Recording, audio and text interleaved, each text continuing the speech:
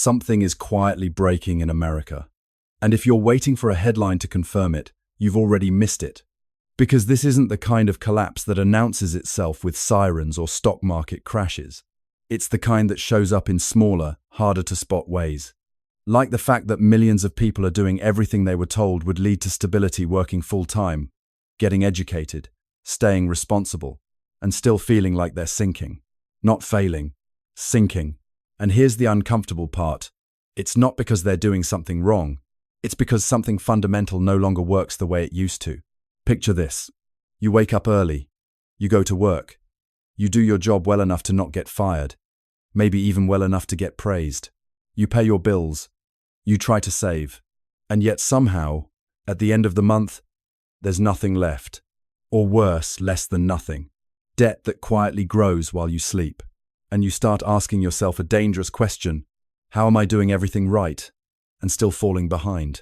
That question wasn't supposed to exist in America, because the story America tells about itself is simple. Work hard, succeed, play by the rules, move up, stay disciplined, build a life. But here's the part nobody talks about. That formula only works if the system behind it is stable. And right now, it isn't. What's breaking isn't just the economy. It's the relationship between effort and outcome.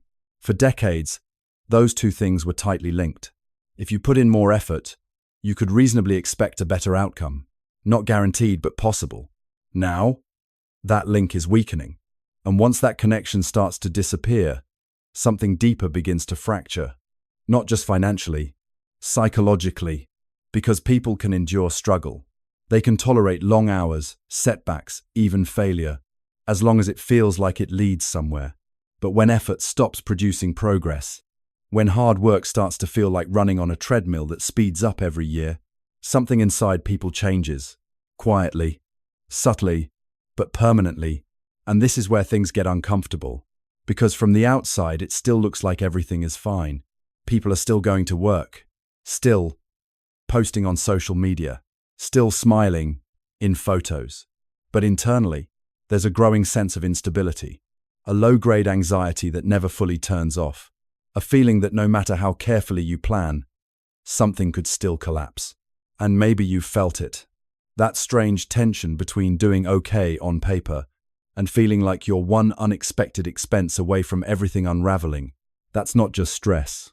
That's a signal. At first, this looks like a personal problem, a budgeting issue, a discipline issue, a mindset issue. That's what people are told. But it isn't. Because when millions of people feel the same pressure at the same time, it stops being personal. It becomes structural. And yet, almost nobody is talking about it in a real way. Not clearly. Not honestly. Because admitting something is broken at this level means questioning the entire narrative people were raised to believe. And here's the deeper tension. People want to believe the system still works. Because if it doesn't, then all the sacrifices, all the effort, all the years spent doing the right thing suddenly feel uncertain. So instead, the conversation gets redirected. Work harder, learn new skills, adapt, and sure, those things matter. But they don't explain why the baseline keeps shifting further out of reach. If this resonates with you, if you've ever had that quiet moment where something just didn't add up, stick with this.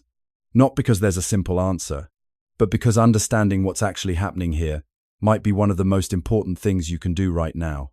Let's get more specific because this is where the illusion starts to crack. For a long time, the American system ran on a kind of unspoken agreement.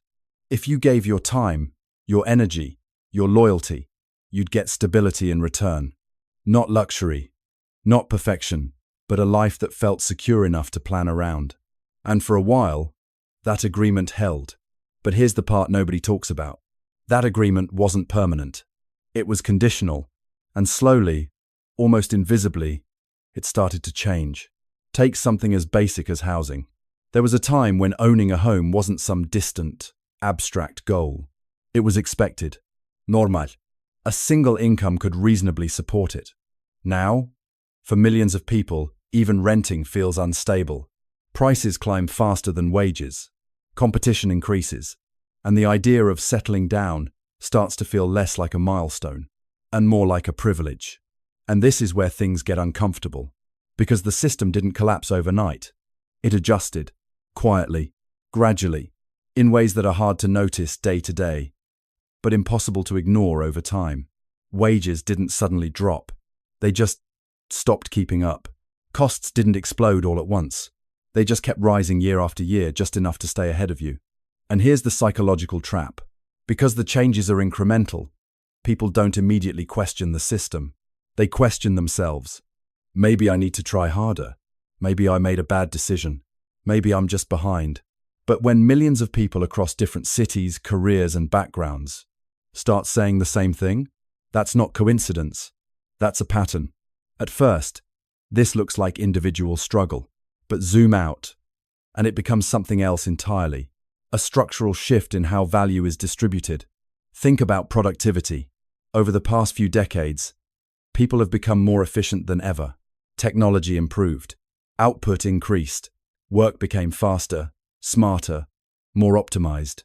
So logically, you'd expect that to translate into better living conditions, more stability, more breathing room. But that's not what happened. Instead, the benefits became concentrated, and the gap between effort and reward started to widen. And this is where things get really uncomfortable, because the system still demands the same level of effort, in many cases more, but delivers less in return. So people compensate. They work longer hours. They take on side jobs. They optimize their schedules, their habits, their entire lives, just to maintain what used to come more easily. And here's the hidden cost of that. It's not just financial, it's emotional. When your baseline level of survival requires constant optimization, rest starts to feel like risk. Slowing down feels dangerous. Even small breaks come with guilt. And over time, that creates something subtle but powerful. A culture of quiet exhaustion. You won't always see it directly, but you'll feel it in conversations. In the way people talk about weekends like recovery periods instead of enjoyment. In the way burnout became normal, expected even. And this is the shift most people don't fully register. The system didn't just change outcomes. It changed how life feels to live inside it. And maybe you've noticed this. Even when things are going okay, there's still this underlying pressure. Like you can't fully relax. Like you're always slightly behind even when you're not. That's not accidental. That's what happens when stability becomes fragile. And here's the deeper problem. When people are constantly managing stress just to stay afloat, they don't have the energy to question the system itself. Because survival takes priority over analysis. Bills come before reflection. Immediate problems override long-term understanding. And that's how something can break, without triggering a clear moment of realization. But underneath all of this, something else is forming. A growing awareness. A quiet recognition that the old rules don't quite apply anymore. And once people start to see that, they begin asking a different kind of question. Not, how do I work harder? But, what changed? So what did change? Not in a dramatic, headline-grabbing way, but in the slow, structural sense that rewires everything underneath daily life. Because here's the truth. Most people feel but can't quite articulate. The system didn't just become harder. It became different. At first, it still looks familiar. You still go to work. You still get paid. You still participate in the same routines. But here's the part nobody talks about. The underlying incentives have shifted. There was a time when long-term thinking was built into the system. Companies invested in employees. Jobs turned into careers. Stability was something both sides had a reason to protect. Now, short-term optimization dominates everything. Companies optimize for quarterly results. Workers optimize for immediate income. Platforms optimize for engagement. And slowly, quietly, long-term stability becomes nobody's primary responsibility. And this is where things get uncomfortable. Because when every part of a system prioritizes the short term, the long term starts to erode. Think about job security. It used to be normal to stay in one place for years, even decades. There was a sense of continuity, a sense that if you showed up consistently, there would be something to build on. Now, everything feels more temporary, more replaceable, more uncertain. And that uncertainty changes behavior. People stop planning long term. They hedge. They diversify. They keep one foot out the door just in case. But here's the paradox. When everyone starts acting defensively, the system itself becomes more unstable, because trust, real, long-term trust, requires commitment. And commitment requires a belief that the future is predictable enough to invest in. And right now, that belief is weakening. And this doesn't just affect jobs. It affects relationships with institutions, with money, with the future itself. People used to think in decades. Now they think in months, sometimes weeks.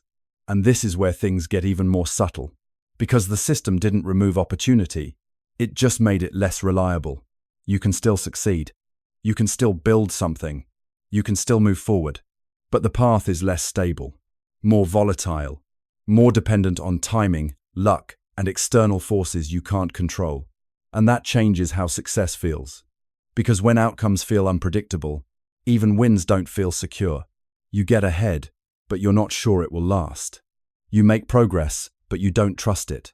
You build something, but you're already thinking about how it could disappear. And over time, that creates a very specific kind of tension.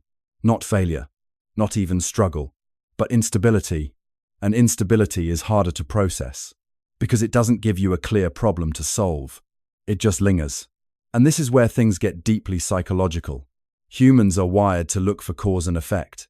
If I do this, I get that. That's how we make sense of the world. That's how we stay motivated. But when that relationship becomes inconsistent, motivation starts to fracture. Not because people are lazy, but because the feedback loop is broken. Effort no longer guarantees progress. And without that connection, effort starts to feel uncertain. And here's the part that almost nobody says out loud. That uncertainty can slowly turn into disengagement. Not dramatic, not obvious, but quiet. People still show up, still work, still participate. But something underneath shifts. The belief that effort will lead somewhere meaningful starts to weaken. And once that belief erodes, it doesn't just affect individuals. It affects the entire culture. Because a society runs on shared expectations, on collective belief in how things work. And when those expectations no longer match reality, you get friction, confusion, disorientation. And maybe you felt that. That strange sense that the rules you were taught don't quite produce the same results anymore. That's not imagination. That's misalignment. And once enough people start noticing it, the conversation changes. It stops being about individual improvement and starts becoming something else entirely. A question about the system itself. And if you're still here, thinking through this, that already puts you ahead of where most people are willing to go. Not because it's comfortable, but because it's honest. And if you want to keep pulling on that thread, seeing where it actually leads, you can stick around here. Not for answers handed to you, but for clarity you can build for yourself. Because what comes next is where things stop being subtle. This is where the conversation stops being abstract and starts getting real. Because once you see the pattern, you can't unsee it. The instability isn't just economic. It's not just psychological. It's behavioral. People are adapting, but not in the way you'd expect. At first, the changes look small, harmless even. People delay big life decisions. They hesitate before committing. They keep more options open. But here's the part nobody talks about. When enough people start living like that at the same time, it reshapes the entire culture. Take something as fundamental as risk. There was a time when taking a risk, starting a business, changing careers, buying a home felt like a calculated move. Now, for many people, not taking a risk feels just as dangerous. And this is where things get uncomfortable. Because when stability disappears, people stop playing to win. They start playing not to lose. And those are two completely different mindsets. Playing to win creates growth, innovation, momentum. Playing not to lose creates caution, hesitation, stagnation. And when an entire generation starts leaning toward caution, you don't just get slower progress. You get a different kind of society. One that's more anxious, more reactive, more fragmented. And you can see it, if you look closely, in how people approach money, in how they approach relationships, in how they approach the future. Everything becomes more conditional, more temporary, more tentative. And here's where it gets even deeper, because when people stop trusting the future, They start pulling meaning out of the present in different ways. Sometimes that looks like hyperproductivity, always working, always optimizing, always trying to stay ahead. Other times, it looks like disengagement, checking out, doing the minimum, not because they don't care, but because caring feels risky. And this is the fracture point. A system that once relied on belief, effort, and long-term thinking is now producing short-term survival behaviors. And that mismatch creates tension everywhere. At work, where employers expect loyalty but offer flexibility instead of stability. At home, where people want to plan but don't feel secure enough to commit. In society, where the narrative still says everything is possible, but lived experience says nothing is guaranteed. And this is where things stop being subtle. Because when enough people feel that gap between narrative and reality, trust starts to erode. Not all at once, not dramatically, but slowly. People stop fully believing what they're told. They start relying more on personal experience than institutional messaging. They become more skeptical, more guarded. And skepticism, on its own, isn't a problem. But when it spreads across an entire population, it changes how systems function, because systems rely on participation, on belief, on a shared understanding of how things work. And when that shared understanding fractures, coordination becomes harder, agreement becomes harder, progress becomes harder. And maybe you've felt this too, that conversations feel more tense than they used to, that people are quicker to disagree, slower to trust. That's not random. That's what happens when the foundation underneath a system becomes unstable. And here's the part that really matters. Most people can feel that something is off, but they can't quite explain it, so the frustration gets misdirected. At individuals, at groups, at surface-level problems, instead of what's actually happening underneath. And that's why this matters. Because if you misdiagnose the problem, you end up chasing solutions that don't fix anything. Working harder won't fix instability. Staying positive won't fix misalignment. Optimizing your habits won't fix a system that's shifting underneath you. And this is where the conversation needs to go deeper. Because understanding what's broken is only the first step. The real question is, what does that mean for how you live inside it? And that answer is not what most people expect. So what do you do when the system you were taught to trust starts behaving differently, not collapsing, not disappearing, just shifting in ways that make it harder to rely on? Because here's the truth most people don't want to face. You can't control the system, but you can control how you understand it. And that might sound small, but it changes everything. At first, this looks like acceptance, recognizing that the old rules, work hard, stay consistent, wait your turn, don't produce the same outcomes they once did. But here's the part nobody talks about. That realization isn't defeat. It's clarity. Because once you stop expecting the system to behave the way it used to, you stop measuring yourself against outcomes it no longer guarantees. And that removes a very specific kind of pressure. The kind that whispers, if this isn't working, it must be you. It's not. At least not entirely. And this is where things begin to shift. Instead of blindly optimizing effort, you start questioning direction. Where is your time actually going? What systems are you participating in? What assumptions are you still operating under without realizing it? Because in a stable system, effort is enough. But in an unstable one, awareness becomes just as important. And this is where things get uncomfortable again, because awareness forces trade-offs. You start seeing that some paths aren't as reliable as they look, that some goals were built for a version of the world that no longer exists, that some definitions of success might not hold up the way you thought they would. And that can feel disorienting, even unsettling. But it also creates something else. Choice. Not unlimited choice. Not easy choice. But real choice. Because once you understand the system, you can decide how much you want to depend on it, how much risk you're willing to carry, how much stability you need, what trade-offs you're actually making, not just the ones you were told about. And suddenly, the conversation changes. It's no longer just, how do I succeed? It becomes, what kind of life makes sense in a system like this? And that question doesn't have a single answer. For some people, it means building flexibility, multiple income streams, portable skills, less dependence on any one structure. For others, it means redefining stability entirely, lower expectations of permanence, more focus on adaptability, a different relationship with risk. And for some, it means stepping back and asking whether the path they're on was ever really theirs to begin with. And this is where everything comes full circle. Because something did break, not in a way that makes headlines, not in a way that forces immediate change, but in a way that quietly rewrites the rules people are living by. And the reason nobody fully explains how bad it is because it's still unfolding, still evolving, still hard to define in simple terms. But you can feel it. In the pressure, in the uncertainty, in the quiet sense that something doesn't add up. And maybe the most important thing you can do right now is not ignore that feeling, not override it with forced optimism, not bury it under constant distraction, but actually pay attention to it. Because that feeling, it's awareness, trying to surface. And in a system that's shifting, awareness is no longer optional, it's survival. So if this made you pause for a second, if it put words to something you've been sensing but couldn't quite explain, hold on to that. That clarity matters more than it seems. And if you want to keep exploring ideas like this slowly, honestly, without the noise, you know where to find them.